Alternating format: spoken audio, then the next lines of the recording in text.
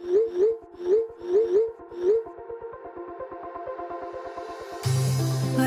we go,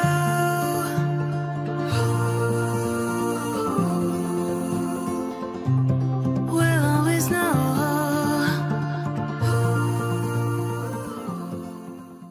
hi guys, welcome to the love in light 369 tarot. कैसे हो आप सभी? उम्मीद है आप सभी बहुत अच्छे होंगे और अपनी लाइफ में आगे बढ़ रहे होंगे। सो गाइस, मैं हाजिर हूँ आप सभी के सामने एक और न्यू रीडिंग लेके, और रीडिंग होगी करंट फीलिंग्स, करंट एनर्जीज़ के लिए। देखेंगे कि इस वक्त आपके पार्टनर की एनर्जीज आपके लिए क्या हैं, इस वक्त वो आपके बारे में क्या सोच रहे हैं, कैसा फील कर रहे हैं, उनके फीलिंग, इमोशन, थॉट्स आपके लिए क्या है। सो एक journal, timeless and collective reading है। आप इसे जब मर्ज़ी देख सकते हो, आपको हेल्प करेगी। और अगर आप मुझसे पर्सनल रीडिंग लेना चाहते हो तो स्क्रीन पर व्हाट्सएप नंबर दिए गए हैं, आप उस पर कांटेक्ट कर सकते हो for love reading, health reading, career reading, सभी तरीके की रीडिंग्स मैं करती हूँ। सो चलिए रीडिंग को शुरू करते हैं और देख लेते हैं क्या आता है रीडिंग में। So be positive guys. So let's C.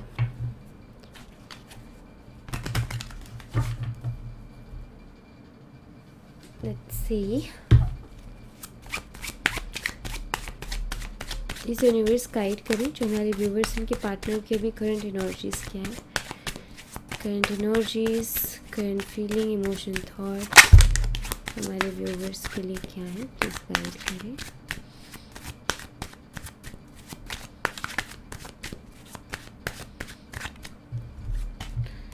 Okay, the tower and the hierophant.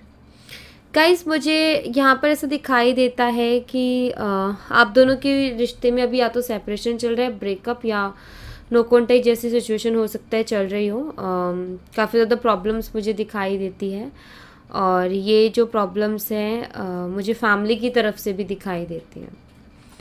तो यहाँ पर फैमिली की वजह से आप दोनों के रिश्ता ब्रेक हुआ है, फैमिली की वजह से आप दोनों के रिश्ते में प्रॉब्लम आई है, ये मुझे यहाँ पर क्लियरली दिखाई देता है। कुछ लोगों के लिए मुझे ये भी दिखाई देता है कि आपके पर्सन काफ़ी टाइम से ना आप कमिटमेंट मांग रहे हो और आपके पर्सन उसको टाले जा रहे हैं, टाले जा रहे हैं, टाले जा रहे हैं, कोई क्लियर जवाब ही नहीं देते हैं। और हो सकता है कि ये किसी और के साथ भी रिलेशनशिप में थे और ये चीज़ सामने आई और इसने आपके कनेक्शन को यहाँ पर ब्रेक किया। तो और थर्ड एनर्जी जो मैं यहाँ पर फील कर पा रही हूँ वो ये कि शख्स ने आपको, आपके साथ रिलेशनशिप में थे और बिना बताए ही शादी कर ली। जब हो गई देन आपको पता चला कि शादी हो गई है। तो मुझे यहाँ ये भी एनर्जी मिल रही है। तो मैंने यहाँ पर 2-3 एनर्जी जो मुझे मिली वो मैंने आपको यहाँ पर बता दी है। हो सकता है आपके पार्टनर स्कॉर्पियो या टॉरस हो, वृश्चिक राशि या वृषभ राशि हो सकती है उनकी हो, मई मंथ में उनका जन्म हुआ हो, ये हो सकता है, मई या फिर अगस्त या जुलाई अगस्त, या डेट अगर मैं देखूँ तो हो सकती है 16 तारीख किसी भी महीने की, या 5 तारीख, ओके, या 7 तारीख।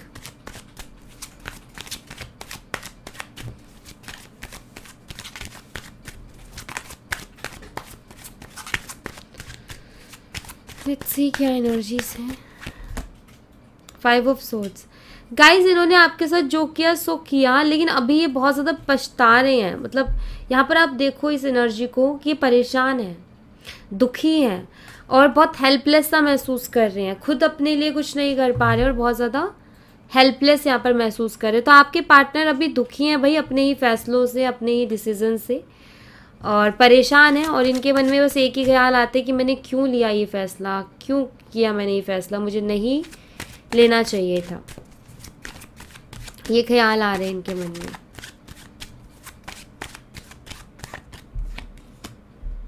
Eight of wands. आपसे बात करने का इनका बहुत मन करता है, ओके, आपकी तरफ अट्रैक्शन भी है और आपसे बात करने का भी इनको बहुत मन करता है। लेकिन अभी वो कहते हैं ना कि मन ही करता है और याद ही आती है, लेकिन कुछ कर नहीं पा रहे उस चीज़ के लिए, क्योंकि ये दूरियां इन्होंने ही बनाई हैं। ये चीज़ें, ये जो प्रॉब्लम्स आप दोनों के बीच में, ये इन्हीं का किया हुआ है, और इसीलिए ये रिग्रेट है कि बात करने के उस में भी नहीं रहे कि आपसे बात तो एटलीस्ट कर पाएँ। बट हाँ, मैं ये ज़रूर कहूँगी कि आपके जो पार्टनर हैं वो आपसे बात करने का उनका बहुत मन करता है, याद आती है उनको आपकी, और आपकी बातें भी।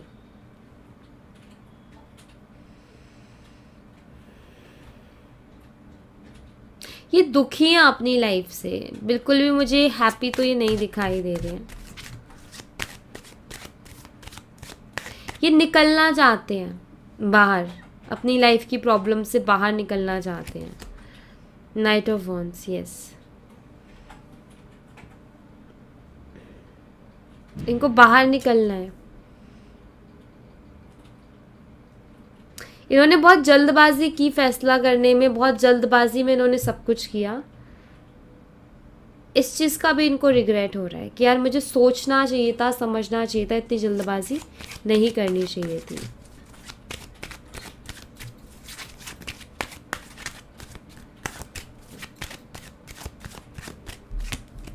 एस ऑफ सोर्ड्स, हो सकता है आप में से कुछ लोगों के लिए रात ऐसा हुआ हो कि फैमिली ने आप दोनों के बीच में मिसअंडरस्टैंडिंग पैदा करवा दी। हो सकता है आप दोनों मैरिड कपल्स ही हो, आप दोनों हस्बैंड एंड वाइफ हो, लेकिन जो फैमिली है उसी ने आप दोनों के बीच में बहुत ज़्यादा प्रॉब्लम्स क्रिएट करवा दी, और फैमिली के चलते ही आप दोनों के रिश्ते में भी बहुत ज़्यादा प्रॉब्लम आ गई। अगर ऐसा रहा है ना, कोई भी मिसअंडरस्टैंडिंग जैसा, या जैसे कि कुछ ऐसा कि अभी भी मौका है चीज़ों को सुधारने का, तो आपके पार्टनर ना ये सोचते हैं कि कुछ ऐसा हो जिससे कि क्लियरिटी आ जाए, ठीक है, और ये चाहते भी हैं कि क्लियरिटी हो जाए, जो भी आप दोनों के जो प्रॉब्लम चल रही है वो क्लियर हो जाए, ताकि फिर से बात तो शुरू हो एटलीस्ट। इसलिए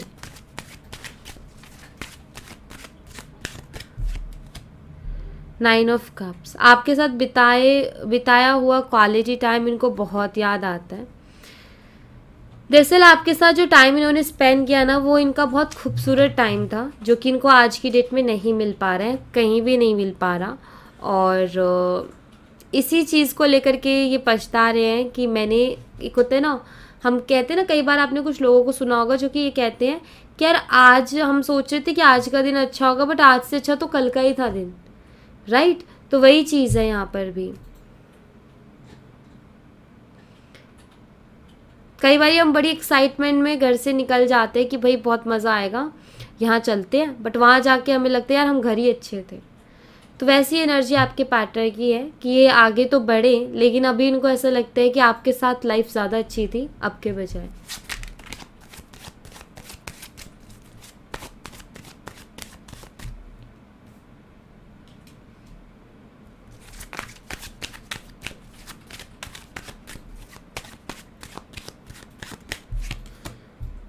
नाइट ऑफ कप्स,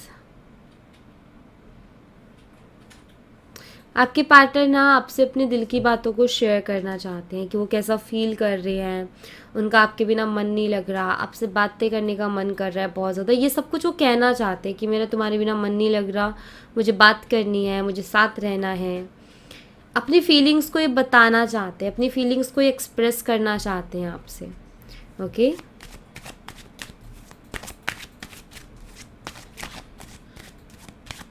एक्चुअली आपके पार्टनर ना, अभी मैं यही कहूँगी कि ये अपने किए पे ना बहुत ज़्यादा पछता रहे हैं। Two of swords,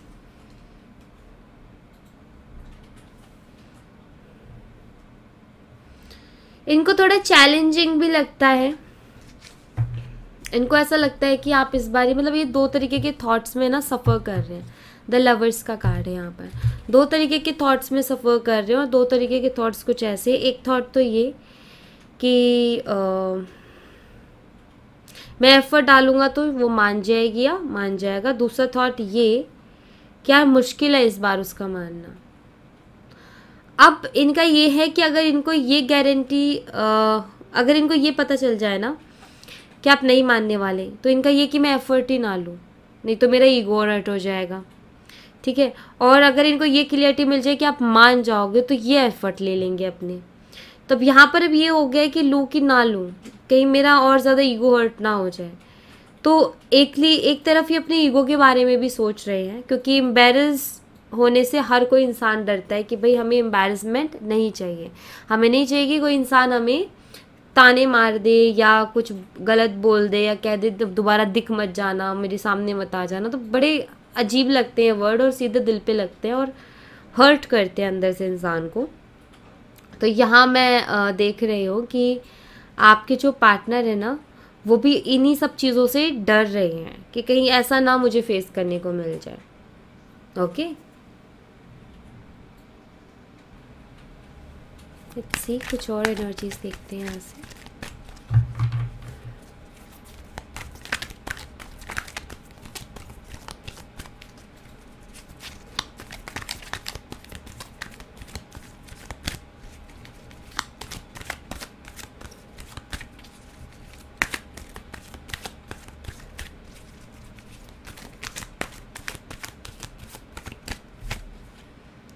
seven of cups.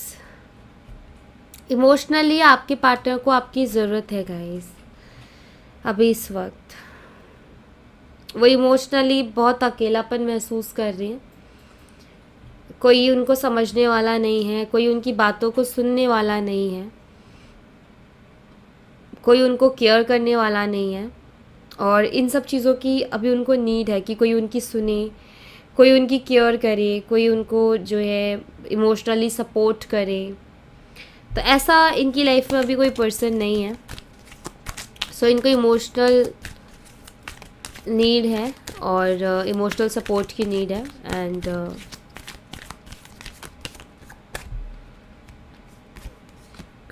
Three of wands. Actually मुझे यहाँ पर ऐसा दिखाई देता है कि आपके जो पार्टनर है ना, आपके साथ लाइफ को एक अलग तरीके से देख पा रहे हैं। हो सकता है पहले ना देख पा रहे हो, बट अभी देख पा रहे हैं। लोगों को ऐसा लगता है कि अगर आप इनकी लाइफ में होते ना तो लाइफ कुछ और ही होती, ऐसा उनको महसूस हो रहा है कि अगर आप होते ना अभी इस वक्त उनकी लाइफ में, तो लाइफ कुछ और होती, कुछ अलग तरीके से एंजॉय कर रहे होते, या कुछ अलग ही खुशी होती है, एक अलग ही वाइब्स अलग होती, क्योंकि आपका बॉन्ड आई थिंक बहुत अच्छा है। ओके, तो ये एक यहाँ पर मुझे दिखाई देता है किंग ऑफ वॉन्ड्स। एक्चुअली आपके पार्टनर आपकी तरफ बहुत ज़्यादा अट्रैक्टेड है, बिकॉज अट्रैक्शन का मेन कारण ये है कि जो कंफर्ट जोन आपके पास मिला, जो कंफर्टेबल फीलिंग, सिक्योरिटी, जो लव, केयर, रिस्पेक्ट जो आपसे मिली, और जो एक ऐसा एक ना अपनी परछाई दिखी उनको आपके अंदर कि ये मतलब आपने उनको अंडरस्टैंड किया है बहुत अच्छे से, एंड आपने उनको सपोर्ट भी किया है। आपने लाइक उनकी हर बात को समझने की कोशिश की, उसमें अपना भी नुकसान, आपका खुद का नुकसान हुआ, लेकिन आपने वहाँ अंडरस्टैंडिंग दिखाई और ठीक है भाई, समझे आप एक बहुत मैच्योर इंसान की तरह। तो ये एक बहुत बड़ा मेन चीज़ है जो कि इनको आपकी तरफ अट्रैक्ट करता है और बार बार करता है कि यार इतना ज़्यादा अंडरस्टैंडिंग पार्टनर नहीं मिलेगा, इतना ज़्यादा सपोर्टिव पार्टनर नहीं मिलेगा। और शायद ऐसे टाइम पर आपने इनको सपोर्ट किया जहाँ आप बहुत बुरी तरीके से हर्ट हुए हो, बट आपने इनको रिस्पेक्ट किया। तो ये उस चीज़ को कैसे भूल सकते, क्योंकि आपकी जगह कोई और होता तो शायद इनको 4 गालियाँ दे के चला जाता, बट वहाँ भी आपने बहुत रिस्पेक्टफुल्ली पेश आया। सो ये चीज़ नहीं भूल सकते हैं।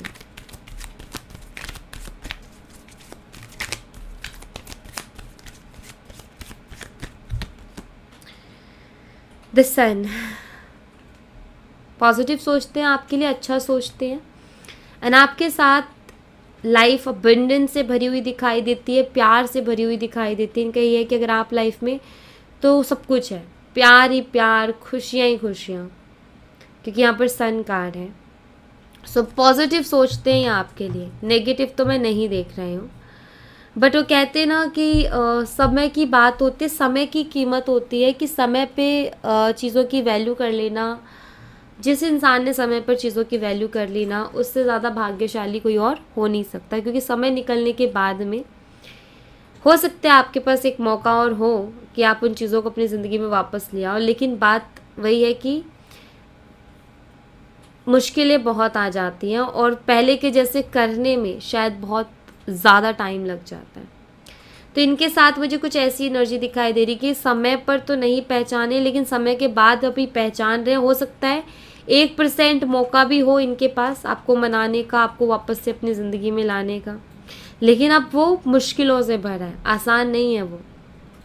इनके खुद का ईगो है, इनके खुद के इश्यूज़ हैं एंड इनके खुद के थॉट्स हैं, क्या करूँ क्या ना करूँ, कैसे करूँ। एंड इनको ये भी नहीं पता आप क्या सोच रहे हो, आपकी लाइफ में क्या चल रहा है, आप क्या चाहते हो।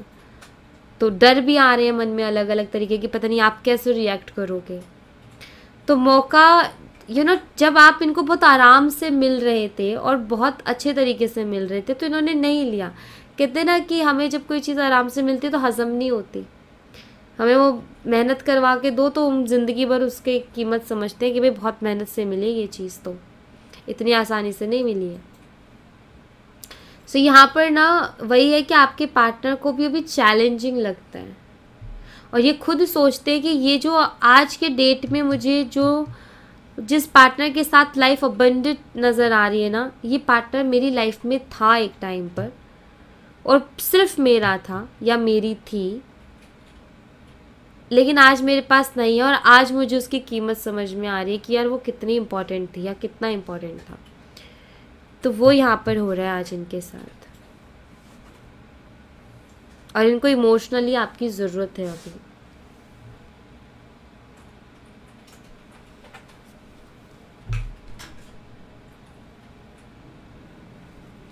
लेट्स सी बाबा की तरफ से क्या मैसेज है आपके लिए।